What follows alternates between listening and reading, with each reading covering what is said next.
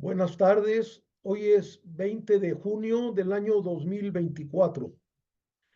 Este programa está dedicado a la gente que votó a favor de la Cuarta Transformación. El pasado 2 de julio, el país se paralizó esperando los resultados de la elección presidencial y de la elección de aproximadamente 20,000 puestos de elección popular.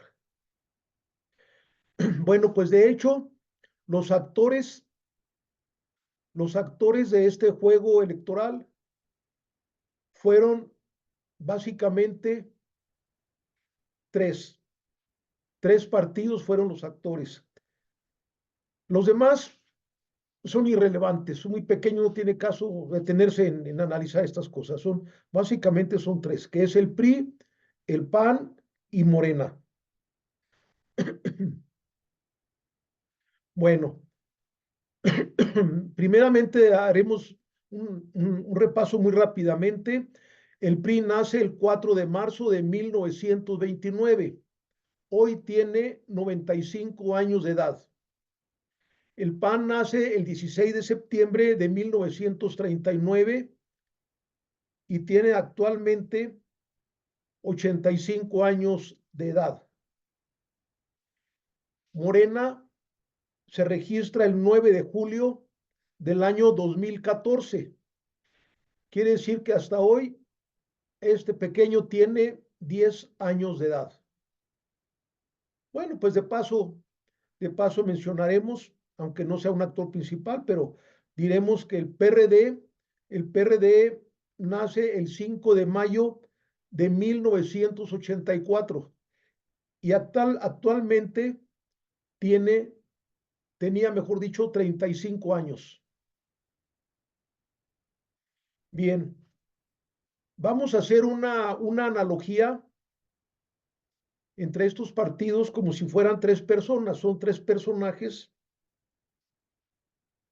y los actores principales de estos actores son pues dos viejones que se unieron, un viejón, un anciano tiene 95 años de edad, el PRI, el otro anciano, su aliado tiene 85 años, el PAN, y ambos se alían contra un enemigo común que es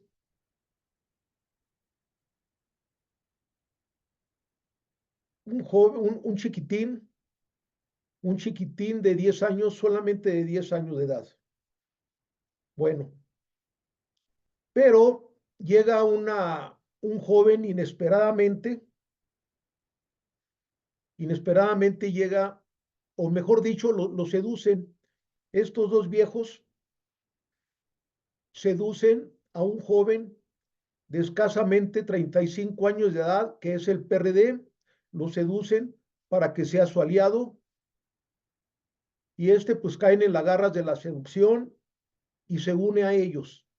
Entonces prácticamente ya son los dos viejos, es el joven de 35 años que es el PRD, y entre los tres se unen contra Morena, que tiene únicamente 10 años de edad.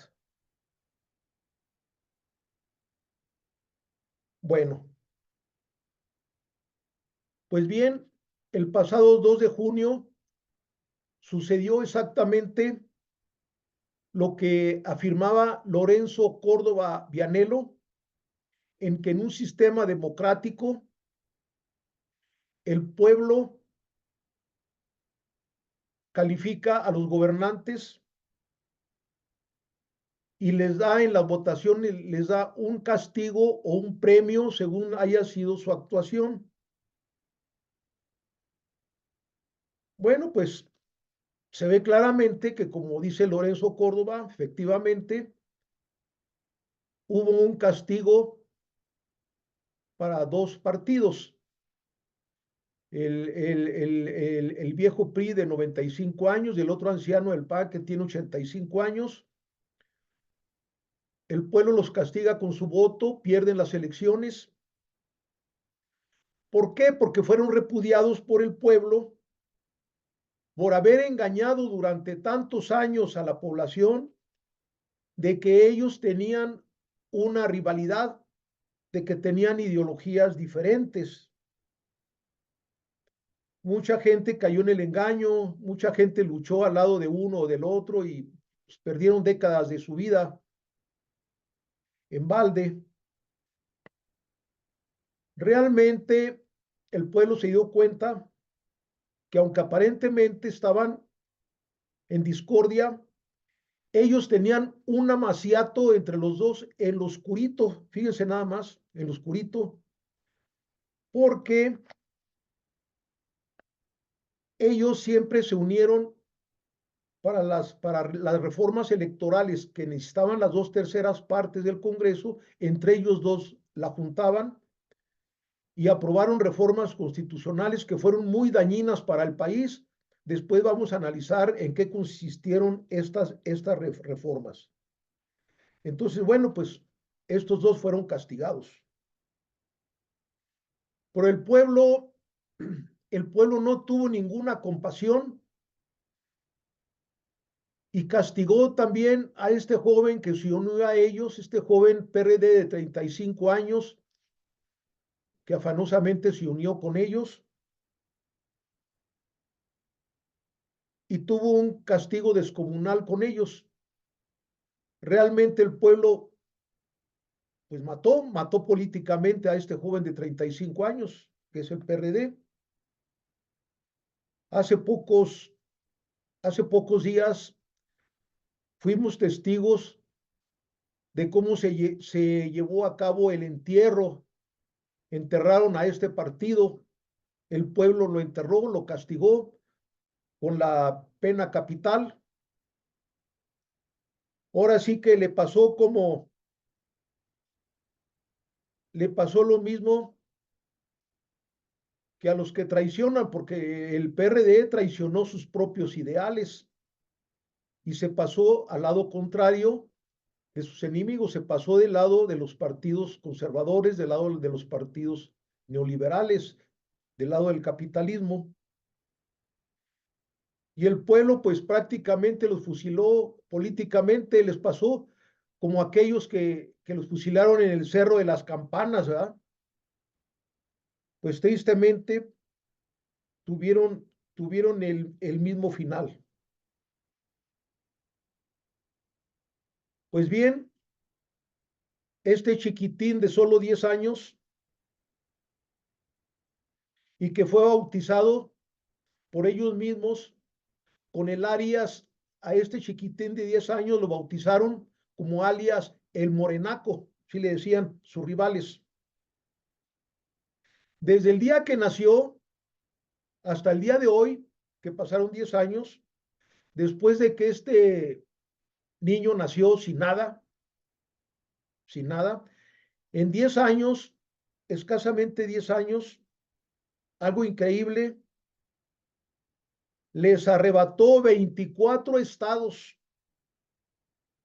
les arrebató el poder ejecutivo, les arrebató el poder ejecutivo y hasta con la mayoría calificada. Únicamente les faltaron 2 senadores para que tuvieran la mayoría calificada en el Senado, que fácilmente los pueden completar con alguien que puedan encontrar de aliados entre todos. No sé, alguien van a encontrar que es muy fácil, según ellos. Pues así sucedió. Eh, sus rivales de este pequeño, están muy alarmados y ven a este pequeño, lo ven con pavor y tienen temor de que se convierta en un dictador y que este dictador les arrebate el único poder que les queda. Fíjense nada más, ellos tienen temor de que ese pequeño dictador les arrebate los únicos poderes que le quedan. ¿Qué les queda a ellos, a la oposición? Bueno, pues les queda una rama del gobierno que se llama el Poder Judicial. Ellos son dueños de este poder. Y ellos inventan que autónomos, y como si los hubiera nombrado el Espíritu Santo y cayeran del cielo y ahí son autónomos. No, no, esos ellos tienen dueño. Son dueños del poder económico. El poder económico, que es muy poderoso, pues les da un inmenso poder. Ellos manipulan el mercado y el mercado, pues de ley, se guía por la ley de la oferta y la demanda. ¿Qué quiere decir? Que entonces estos poderes económicos pues, están en libertad de arbitrariamente pueden subir y bajar precios. Nadie les puede decir nada, porque si alguien les dice, pues ya es una dictadura que está en contra del mercado. Entonces, ellos hacen lo que quieren también, el poder económico. También tienen temor de perder el poder mediático. Televisa, TV Azteca, ellos siempre han tenido todos los radios de todo el país son dueños, ¿verdad? Y también tienen poder del que gozan las élites eclesiales. Son eclesiásticos, que son pocos, pero tienen el poder, que han traicionado a Cristo. Bueno, ya entrando en materia, les pregunto a todos los que votaron por la cuarta transformación, la pregunta que yo les hago es la siguiente: ¿y cómo le van a hacer? ¿Cómo le van a hacer para asegurar el inmenso territorio ganado? ¿Cómo le van a hacer? Porque ha sido, se llama meteórica, la carrera es meteórica lo que ha hecho el partido Morena en solo 10 años. Entonces, pues han conquistado la mayor parte de los estados, son 24 estados ya que tienen, y aparte pues del poder ejecutivo y legislativo, como dijimos anteriormente. Y pues últimamente rescataron también las alcaldías de la Ciudad de México, que en un descuido las habían perdido el 2021, pues también se las arrebataron. Les arrebataron también Yucatán, a pesar de que en Yucatán era un gobernador panista muy querido, fue muy querido es muy querido de la población, hizo muy buen trabajo. ¿Y cómo es posible que haya perdido si las elecciones fueron limpias? Porque las vigiló el INE, el Instituto Nacional Electoral, y no se reformó, no se tocó como lo pedían los opositores. Fue el mismo que siempre había. Pues ahí hay un fenómeno que analizar. A Yucatán lo rodean muchos estados que los domina Morena, se pintaron de guinda. Pues lo que pasa es que los pueblos también cambian, toman conciencia y ven la realidad del país, van cambiando en 6 años, ellos cambiaron. Dijeron, ok, nuestro gobernador panista muy querido, muy bien, le damos su lugar, muchas gracias, pero pues ahora nos cambiamos a Morena porque tiene mejor programa. Se dieron cuenta de las barbaridades que hicieron los opositores, todas las mentiras que esparcieron durante toda la campaña. Pues los pueblos pues no están tontos, ellos pueden discernir. En fin, bueno, pues vamos a ver el mapa de cómo quedó actualmente, el mapa electoral de cómo quedó el país. Bueno, en este momento vamos a ver lo siguiente, vamos a verlo.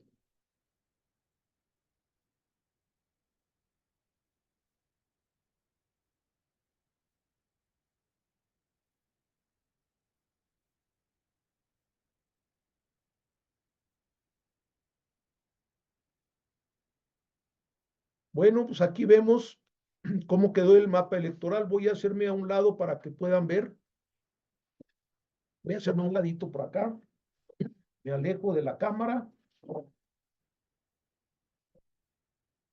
Un poco más. Bueno, aquí más o menos ya ven el mapa de cómo quedó. La mayoría de los estados se pintaron de guinda. Solamente, pues ahí vemos Chihuahua, Aguascalientes, Guanajuato, nada más, que le quedó al PAN. Hay dos estados, Coahuila y Durango, que son los últimos estados que le quedan al PRI, puesto que las elecciones pasadas perdieron el gran bastión que era el Estado de México, que era donde se concentran la mayor parte de los electores del país. Perdieron el Estado de México, perdieron, perdieron la alcaldía la mayoría de las alcaldías de la Ciudad de México. En fin, pues fue una derrota contundente. Bueno, estamos viendo aquí este mapa. Y la pregunta que yo les hago, bueno, ¿cómo van a conservar en poco tiempo todo el terreno ganado? Vamos a ver ahorita esta otra, aquí estamos. Bueno, vamos a ver, vamos a hacer una analogía como si esto fuera una guerra. En cada estado hay una fortificación ganada, que están de guinda, que aquí están las torres. Son unas torres militares de las plazas que ya fueron ganadas. Bueno, según la teoría de la guerra, hay muchos escritores que escriben sobre el arte de la guerra, pero más claramente lo vemos ahora con la guerra de Ucrania, que está la OTAN y Ucrania peleando contra los rusos. Bueno, ahí vemos qué es lo que pasa cuando se ganan muchos territorios. ¿Qué le pasó, por ejemplo, a Ucrania cuando comenzó a recuperar muchos territorios de Ucrania y rápidamente en poco tiempo fue ganando mucho terreno? Pero el problema se presentó en que no tenían una logística de cómo conservar los territorios ganados, porque en una guerra no se trata de ganar un territorio, ya gané, ya me voy, ya tranquilo. No, no, no, no. Cada plaza que logran ellos conquistar, se espera que haya una contraofensiva muy fuerte. Entonces, ¿qué se tiene que hacer? Pues en esa contraofensiva tienen que estar muy bien preparados para repelerla, para que no les vuelvan a ganar la plaza. Y en este caso de Morena, pues son 24 estados, fueron avanzando mucho, muy rápido, que yo creo que el mismo partido Morena no estaba preparado para administrar semejantes territorios ganados. Ahí tenemos casi toda la República. Entonces, aquí se presenta, cada estado hay una torre donde está resistiendo, donde ya se ganó, y lógicamente se espera una contraofensiva en cada uno de estos estados. Hay una fortificación, aquí la vemos en cada uno de los estados. Hay una fortificación. Bueno, aquí entonces cabe decir, bueno, para que se mantenga cada fortificación en cada estado, deben de tener defensores muy bien bragados en la lucha, que sean leales y además que sean honestos, porque la contraofensiva, ¿cómo viene? La contraofensiva, bueno, lógicamente no es militar, la contraofensiva de los opositores es política. ¿Qué van a esperar? Que en cada estado van a ver los gobernantes, van a estar aprovechando todos los errores que cometan, los van a capitalizar. El mínimo error lo van a capitalizar. Y la pregunta es, ¿estará Morena preparado? Pues ahí va una realidad que a veces muchos no la quieren ver, porque les parece doloroso, pero es una realidad. Miren, vamos a ver cualquier estado que ustedes me pongan aquí, cualquier estado que me pongan de la República, que esté con guinda, cualquier estado. Hay muchos municipios gobernados por Morena o que van a empezar a gobernar en Morena. Hay muchas rancherías incluso, hay presidentes auxiliares, en fin. ¿Qué, ¿Cuál es la realidad que está pasando en muchos de estos municipios? Bueno, ¿quién están defendiendo cada plaza? En muchos municipios están defendiendo la plaza los que ganaron. ¿Quiénes son? Ah, pues resulta que en las rancherías, en muchos municipios pequeños, hay, no hay casi cargos únicos, sino que se disputan el poder, pues varias familias, pero son familias, pues pensando en su propio beneficio cada una. Y regularmente hay alguna familia o un grupo político que tiene el poder actualmente y relega al otro.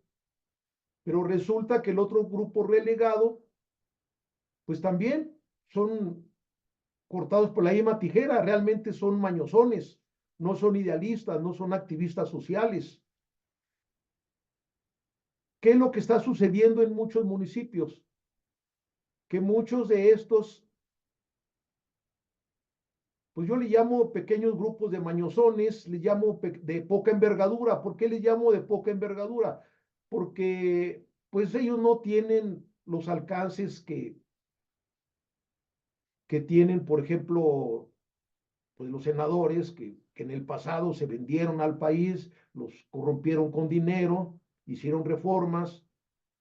Tampoco se puede comparar con los cárteles inmobiliarios que hay en la Ciudad de México, que ahí hay de por medio muchos millones de pesos. No, no, ellos no manejan, no son mañosos en gran escala, son mañosones pequeños, pero al fin y al cabo son mañosos. Bueno, estos grupos caciquiles que están relegados, cuando llegan las elecciones, pues regularmente los caciques que tienen el poder, pues están de la mano con el PRI o con el PAN, y entonces los grupos que están relegados, que son mañosones de poca envergadura, pues ellos buscan el cobijo de Morena.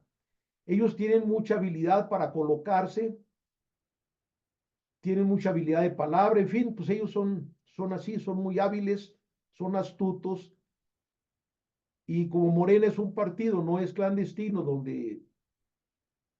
donde se resuelve el derecho de admisión, ¿no? Es un partido legal, pacífico, y es de puertas abiertas. Ahí pues cualquiera puede entrar, no hay ningún problema. Entran a Morena, se adueñan de la dirigencia de esos pequeños municipios y resulta que ya después son candidatos, pero ya ahora por Morena, ya no por el PRI ni por el PAN. Y entonces juegan ahí y de hecho ellos, pues muchos de ellos ganaron. Entonces los que ganaron, pues son los que están defendiendo esa plaza. Pero en manos de quién estamos. ¿Quiénes son los que están defendiendo la plaza? Pues no son activistas probados. Ellos nunca anduvieron asoleándose, ir a marchas a México, nunca estuvieron presos por cuestiones sociales, por defender al pueblo, no tienen amor al pueblo, no. Ellos están ahí por oportunismo. Y entonces, pues ahí están, ellos son los que están defendiendo esa plaza. Es una defensa muy endeble. Y la pregunta que nos hacemos, bueno, ¿qué hacen la gente de esa ranchería? Son de Morena, que son muchos. ¿Por qué ellos no están en esas dirigencias? Pues resulta que muchas gentes de base de Morelas, de Morena, bases, pues son campesinos humildes, son gentes que pues no tienen oportunidad de dedicarse mucho a la política, están trabajando al día, están preocupados cómo ganarse el pan del día. Y aparte, pues no tienen la habilidad que tienen esos mañosos de acomodarse, de tener la habilidad de acomodarse en los puestos. No tiene. Y entonces, pues les ganan el mandado, aunque sea unos pocos. Pues es la realidad, y no nomás de esos municipios, rancherías, también de algunas gobernaturas, ¿eh? Hay algunas gobernaturas donde llegaron chapulines que se brincaron del PAN a Morena o se brincaron del PRI, pues ahí es donde tenemos esos puntos débiles, y pues es una tarea que les corresponde reflexionarla, no a tanto a los dirigentes de Morena, porque los dirigentes de Morena ya tienen mucho, los que quedaron electos de Morena ya tienen mucho trabajo para dedicarse a administrar lo que les tocó, los municipios o las gubernaturas que alcanzaron, tienen ya su tiempo ocupado en cómo administrarlas, y muchos de ellos pues tienen poca experiencia en eso. Este problema se los tenemos que dejar a los que votaron por la cuarta transformación y que no están participando regularmente en política, ni fueron candidatos a ningún a puesto de elección popular. Son gentes de base, gentes del pueblo, son soldados rasos, son gentes, pero ellos pues también deben de participar, y sobre todo debe haber una profunda reflexión en cómo se van a mantener tantas plazas cuando venga, cuando venga la contraofensiva de las fuerzas conservadoras. ¿Cuál es la estrategia que se va a ocupar para ir fortaleciendo eso? Y sobre todo teniendo un plan B, un plan donde si los que están defendiendo la fortaleza cometen muchos errores, que es decir, supóngase un presidente municipal que lo encuentran borracho, que ofenda a la gente, o que briago tira tiros al aire por ahí, como sucede pasar, o bien que no hace obra pública, y que ya a ojos de los demás, pues ya vieron que tenía una casa de un piso, ya tiene 3 pisos, ya se compró un carro último modelo, ya amplió su casa y no hace obra y todo eso. Pues entonces la gente se va a comenzar a decepcionar, y cuidado, porque en la próxima elección pues van a dar un voto de castigo y se van a pasar con la oposición, y entonces vemos que los territorios ganados, pues no quisiera decir que son mayoría, vamos a poner algunos, pende de alfileres. Entonces ya es necesario que se organicen grupos populares para comenzar a hacer una estrategia para la hora que lleguen a fallar estas personas, pues saber qué van a hacer. Pues van a tener, en otras elecciones, pues van a tener ellos que desplazarlos y hacer conciencia en la comunidad del que está fallando, no son las ideas, y son los hombres que pusieron. Y además que la comunidad también tiene alguna culpa de haberse dejado ganar. Bueno, hay algo, hay algo que sucedió hace 6 años, es algo muy curioso que tenemos que analizar aquí. Miren, aquí, por ejemplo, hay el estado de Morelos, que más o menos por dónde andará, pues por ahí por ahí más o menos andará el estado de Morelos. Ahí pasó un fenómeno así. Ahí resulta que hace 6 años quedó de gobernador un futbolista, Cuauhtémoc Blanco. Este futbolista hizo una pésima labor. Otra cosa, Cuauhtémoc Blanco ganó con la bandera de Morena y arrasó en las elecciones hace 6 años. Hizo muy mal papel, hizo muchas tropelías, incluso hay hasta desfalcos, hay robos, la población lo sabe. Fue un escándalo. Pero vemos cómo también los pueblos cambian admirablemente, también cambian, la mentalidad de la gente va cambiando. Fíjese cómo fue el pueblo de Morelos hace 6 años. Hace 6 años, ¿por qué ganó Cuauhtémoc Blanco? No fue tanto porque era morena ni porque iban a hacer cambios, no. La gente votó porque fue un futbolista muy famoso, muy bueno para la pierna, para patear el balón, muy bueno, pero pues fue malo para el cerebro, ¿verdad? Para el cerebro no le funcionaba bien. Entonces eligieron a un hombre deportista famoso por el solo hecho de manejar bien la patada. Pues no quiero ofender al pueblo de Morelos, pero realmente el pueblo de Morelos pues también pensó con los pies y eligió a este hombre. Resulta que admirablemente a través del tiempo la oposición se frotaba las manos y dijo, no, pues si la gente está muy irritada con este gobernador, pues vamos a ganar muy fácilmente Morelos, ya lo daban por ganado, porque la gente pues está muy inconforme con este gobierno de Morena que quedó de Cuauhtémoc Blanco. ¿Cuál fue la sorpresa? Fíjese bien, hay que analizar mucho a los pueblos. La sorpresa fue que en esta elección arrasó Morena. Fíjese, ¿qué sucedió? Como dicen los opositores, que le llaman la enfermedad de Estocolmo, que votó por sus verdugos, que votó por, no sé, cosas de esas, tontería y media. Pero no fue así. El pueblo de Morelos en 6 años avanzó de pensar, de pensar con los pies. El pueblo de Morelos tomó conciencia y fíjense lo que lograron ellos deducir, lo que lograron ellos elucubrar fue lo siguiente. Fue diciendo, bueno, pues inconscientemente el pueblo reconoció su error. Aunque no sea conscientemente, ellos reconocieron el error de haber votado por ese hombre y dijeron, bueno, pues hizo un mal papel.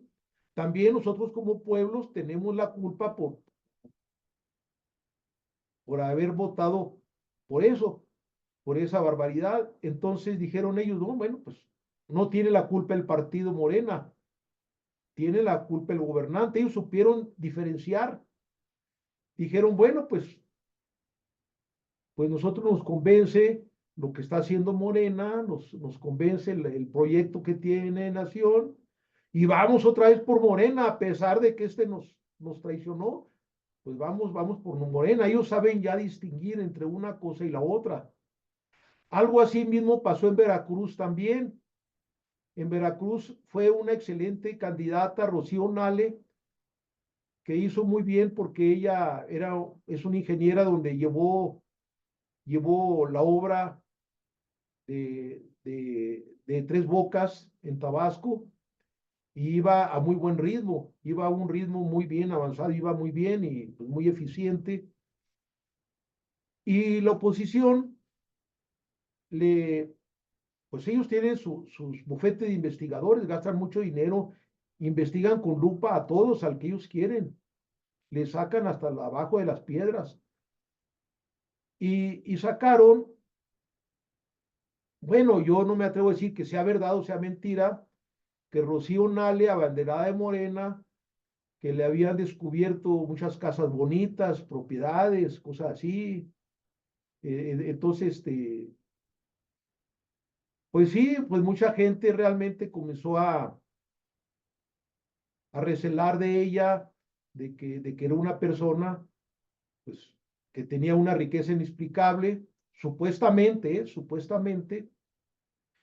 pero también el pueblo de Veracruz avanzó mucho, pues no se dejó llevar por esto, que probablemente sea cierto, probablemente no. ¿Qué es lo que pasó en Veracruz?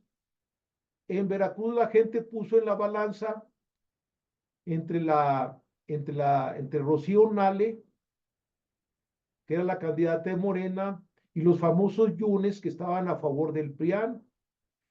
Pues dijo, no, pues sí, pues Rocío Nale lo puso en la balanza y dijo, bueno, aquí de chismes, de lo que sea, aquí lo único que conocemos es que la familia Yunes ha sido un cacique eterno de Veracruz, son caciques, ya se creen dueños de todo. Y tanta confianza tuvieron que pusieron a otro Yunes como gubernatura del PRIAN. Pensaron que los veracruzanos seguían haciendo los mismos pendejos de siempre, y no, la gente, la gente de Veracruz también tomó conciencia, supo discernir entre una cosa y otra, y arrasó Morena, que también la oposición la daba por ganada. Fíjese nada más, pues sí, así es.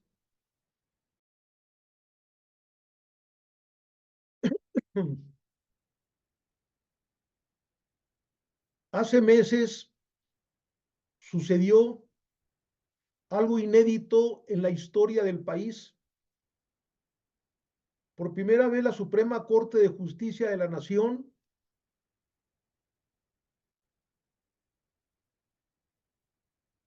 se enfrenta como un enemigo frontal del gobierno de la República legalmente electo por el pueblo, manifestándose este ataque en que le ha declarado legales, ha declarado ilegal prácticamente todas las reformas secundarias que ha mandado el Ejecutivo al Congreso. Y ellos, la Suprema Corte de Justicia, ha echado abajo estos proyectos de reforma hechos por el Ejecutivo legalmente electo, aduciendo, no aduciendo que sean justas las reformas o no, eso no lo analiza, no. Lo que ellos dicen es que independientemente de de la justeza de estas reformas, que no cumplieron con las formas. Es decir, que dicen como alegar el pretexto de que no se discutió con mucha paciencia por otros grupos parlamentarios de otros partidos. Cuando los otros partidos sabemos bien que entraron no, se pusieron de acuerdo y dijeron, no vamos como una especie de veda, no vamos a aprobar ya ninguna reforma, sin saber cuáles venían. Ellos dijeron, nada de lo que vaya a aprobar el Ejecutivo y hoy en adelante lo vamos a aprobar. Es más, ni siquiera vamos a asistir a la reunión.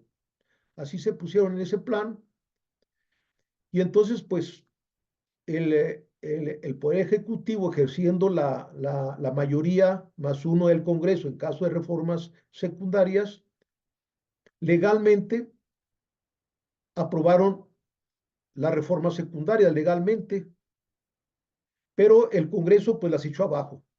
Es inédito, eso solamente lo habíamos visto en los países de Sudamérica. Por poner un ejemplo, en Brasil pasó lo mismo. En el caso de Brasil, Lula fue un gran presidente muy querido de Brasil, sacó a millones de la pobreza. Y en un momento de debilidad, algo pasó cuando lo vieron más débil, el Poder Judicial de Brasil le pone un juicio contra el presidente Lula por un fraude sin importancia, de poca monta. Y fíjense lo que hicieron, lo lograron meter a la cárcel dentro de la ley, fue a la cárcel y entonces ya no pudo volver a jugar en las elecciones, que está permitido allá, porque estaba preso. Entonces jugó otro candidato con el partido de Lula que perdió las elecciones, porque así manipularon los medios de comunicación, engañaron al pueblo de Brasil, lo asustaron igual que acá, nomás que allá sí lo lograron asustar, y el candidato del partido de Lula pierde y gana el candidato opositor de los conservadores, que es Jair Bolsonaro. Jair Bolsonaro solamente dura una administración porque hundió a Brasil, hundió todas las conquistas ganadas, las ganadas se perdieron. Entraron muchas empresas a talar los bosques de la Amazonia, hicieron grandes quemazones para limpiar terreno y hacer ahí sus industrias, sus cosas. O sea, fue un desastre económico, tanto económico como ambiental, y el pueblo de Brasil repudió a Bolsonaro. Pues resulta que termina Bolsonaro su periodo y Lula tenía poco de salir de la cárcel porque nunca le demostraron nada, fíjese nada más, no le pudieron demostrar los pocos cargos que tenía. Juega Lula y gana las elecciones. Ahorita el presidente de Brasil es Ignacio Lula da Silva. Bueno, ese es por un lado. Bueno, volviendo aquí a México, el gobierno, pues ya vieron que para que siga la cuarta transformación, vieron un peligro mortal en la Suprema Corte de Justicia de la Nación, porque de plano, pues ya ellos ya se ve que son tendenciosos y ya se cargaron de lados, pues de los lados más turbios, poderes fácticos que hay en México, y entonces, pues, les dieron una oportunidad del gobierno actual, les dice, bueno, pues la Suprema Corte de Justicia de la Nación está cayendo en descrédito, hay dos caminos para reformarlo, o se reforman ellos mismos, dentro de ellos mismos, o el Congreso, con las dos terceras partes, puede reformar al Poder Judicial. Pero ellos no hicieron caso, con arrogancia y soberbia, no, pues nunca pensaron que fuera a alcanzar las dos terceras partes. Sí sabían que iba a ganar Morena, pero no iba a alcanzar las dos terceras partes y con eso se iban a salvar porque no iba a haber ninguna reforma al Poder Judicial. Pues resulta que sí la hubo.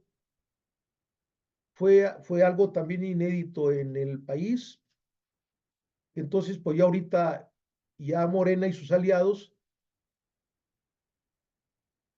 únicamente les faltan dos senadores para tener las dos terceras partes, que esas como quiera las pueden alcanzar. Son nada más dos senadores. Bueno, aquí nada más vamos a hacer una reflexión y una pregunta al público que nos ve. Para alcanzar el plan C, idearon una estrategia, porque en la guerra siempre hay estrategias, y entonces vieron los estrategas de Morena que en los lugares donde estaba dudosa, que era dudoso que ganara Morena, que estaba débil en algunas zonas, pues decidieron poner a otros candidatos fuera de Morena y pusieron a los llamados chapulines. Los chapulines son gente resentidas del PRI o del PAN que fueron relegados y entonces, pues aunque son mañosos también, pues tienen la misma escuela, pero eran relegados, fueron relegados de sus respectivos partidos y entonces se pidieron unirse a Morena. Morena los acepta porque piensa que es la única manera de ganar esas elecciones donde Morena es débil, porque ellos conocen, tienen una cierta base social, cuentan con un determinado número de militantes que los movilizan en las casillas, son mañosos, saben todos los trucos en las elecciones, y pues ahora sí, los nombran a ellos como representantes de Morena, estos chapulines, que los enfrentan mañosos contra mañosos, con un gran riesgo de que como están dentro, pues pueden dar un zarpazo por dentro, pero pues para ellos era más importante, ¿qué era más importante? Pues el plan C. Y entonces deciden nombrar a estos chapulines donde Morena es débil. Y esto sucede como cuando juega alguien ajedrez. Cuando alguien juega ajedrez, si ve la oportunidad, lanza una pieza para que, como descuido, para que el otro se la coma, sacrifica una pieza y el adversario pues, se aboraza y se la come. se la come pensando que lleva ventaja, pero el que lanza ese gambito para que se lo coman lleva una trampa, porque al comer el adversario, al comerse esa pieza, ese gambito de ajedrez, al otro se le presenta una oportunidad de ganar algo mucho mejor, o gana el juego o gana una pieza mucho mayor. Eso es lo que ellos, pues más o menos fue la táctica que ellos usaron. Al parecer, pues lo peor hubiera sido que no les hubiera funcionado. Eso hubiera sido trágico porque, imagínense, se llenan de chapulines, traidores potenciales, y sin ganar el plan C, pues sería una tristeza muy grande, una barbaridad. Sin embargo, pues creo que les funcionó porque metieron a chapulines con los riesgos que llevan, porque hay riesgos, pero también ganaron el plan C que para ellos era primordial.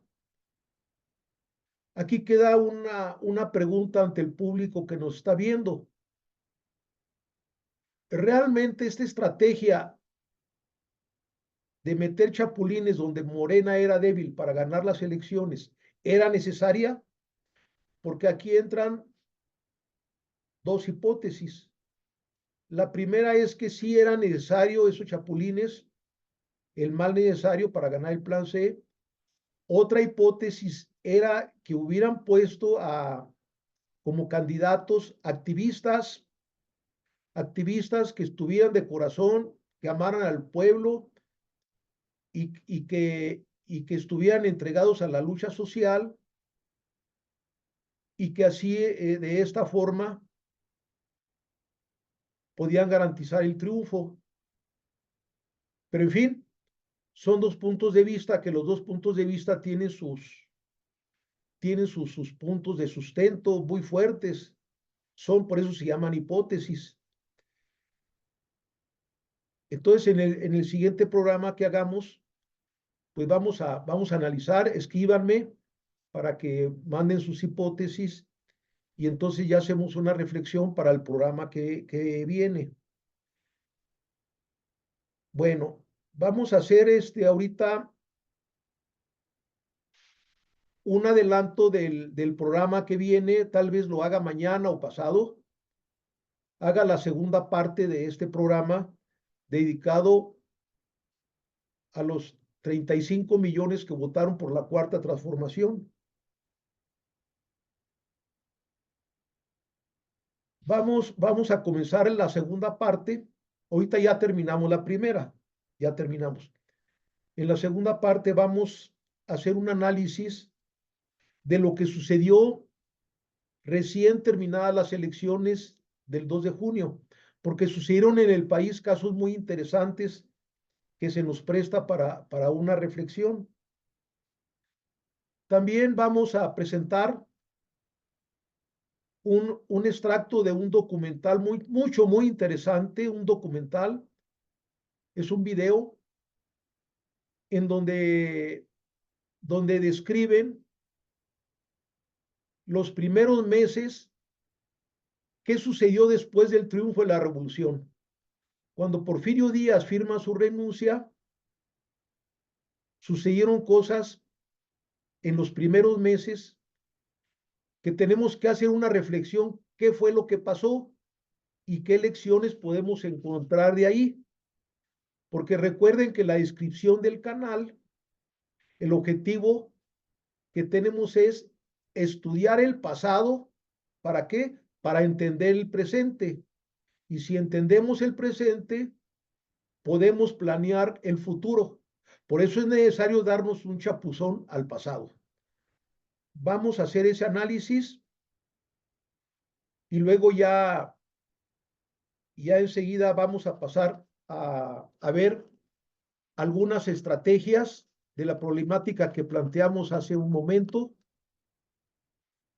Y entonces vamos a dar